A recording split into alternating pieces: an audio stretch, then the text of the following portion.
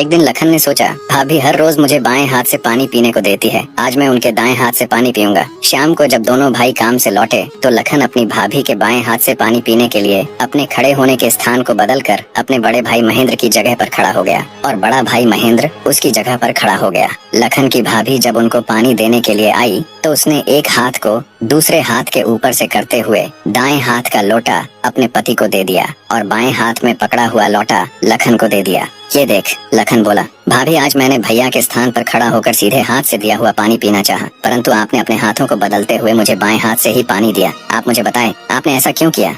लखन की बात सुनकर उसकी भाभी ने उत्तर दिया, अगर तुम्हें सीधे हाथ का दिया हुआ पानी ही पीना है तो तुम भी अपने लिए सीधे हाथ से पानी पिलाने वाली ले आओ। भाभी की कही हुई बात लखन को चुभ गई। वह बिना पानी पिए ही भाभी से कहने लगा, ये लो तुम अपना पानी का लोटा और मैं यहाँ से जा रहा हूँ और अब मैं तभी वापस आऊंगा जब मुझे सीधे हाथ से पानी देने वाली मिल जाएगी, वरना अपनी शक्ल नहीं दिखाऊंगा। इतना कहकर वो तुरंत मुड़ा और चल पड़ा। ये देख उसके बड़े भाई महेंद्र ने उसे रोकने की बहुत कोशिश की पर वो नहीं माना और बोला, नहीं भैया, अब तो तभी वापस आऊंगा जब मुझे मेरे योग्य पत्नी मिल जाएगी। इतना कहकर वो घर छोड़कर चल दिया। चलते चलते वह अपने नगर से दूर कांचीपुरम शहर में पहुंच गया। कांचीपुरम का राजा चंद्रसेन एक धार्मिक विचारों वाला व्यक्ति था। उसके राज्य में चारों ओर अमन शांति का माहौल था, परंतु फिर भी राजा चंद्रसेन हमेशा दुखी रहता था। राजा के दुख का कारण था उसकी जवान बेटी चंद्रकला का स्वास्थ्य। चंद्रकला दिखने में तो अत्यंत खूबसूरत थी, पर उसे एक असाध्य रोग ने घेर रखा था, जिस कारण राजकुमारी हमेशा अचेत अवस्था में रहती थी। राजा ने बहुत सारे हकीम और वैद्य राजकुमारी को ठीक करने के लिए लगा रखे थे, लेकिन उनमें से कोई भी राजकुमारी को ठीक नहीं कर पा रहा था। ठीक कर पाना तो दूर, वे राजकुमारी चंद्रा की बीमारी तक नहीं ढूंढ पा रहे थे।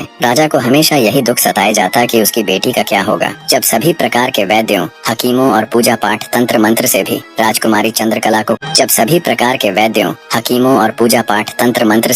राजकुमारी चंद्रकला को कोई फायदा नहीं हुआ, तो राजा ने अपने राज्य में यह घोषणा करवा दी कि जो व्यक्ति मेरी बेटी को ठीक करेगा, मैं उसके साथ ही अपनी बेटी चंद्रकला का विवाह कर दूंगा और उसे अपना आधा राज्य भी दूंगा। लखन जब राज्य की राजधानी में पहुंचा तो उसने देखा कि वहां हर तरफ राजकुमारी की चर्चा हो रही थी। राज्य का हर कोई व्यक्ति राजा की घोषणा और राजकुमारी की बीमारी की बात कर रहा था। जब लखन ने एक व्यक्ति से इस बारे में पूछा तो व्यक्ति ने राजकुमारी की बीमारी से लेकर राजा की घोषणा तक का सारा किस्सा लखन को बताया। सारी बातें सुन लखन कुछ देर वहां खड़ा विचार करता रहा, फिर कुछ सोचकर वो राजमहल की तरफ चल पड़ा। एक जिंदा सांप राजा की लड़की के पेट में रहता था। सांप ने राजा की लड़की को अपने वश में किया हुआ था। जब रात होती तो वो कुछ देर के लिए राजकुमारी के मुख से बाहर निकलकर जंगल की तरफ चला जाता और सुबह होने से पहले ही वो फिर से उसके अंदर चला जाता। राजकुमारी इस बात से बिल्कुल अनजान थी कि उसके अंदर एक सांप ने डेरा डाला हुआ है। अनजाने में वो पूरी तरह से उस नाग के वश में थी। राजमहल में किसी को भी इस बात की भनक तक नहीं थी कि राजकुमारी के अंदर एक 7 फुट का सांप रहता है। सभी यही समझते कि पता नहीं राजकुमारी को क्या बीमारी लग गई, जिसके कारण वो हमेशा अचेत रहती है।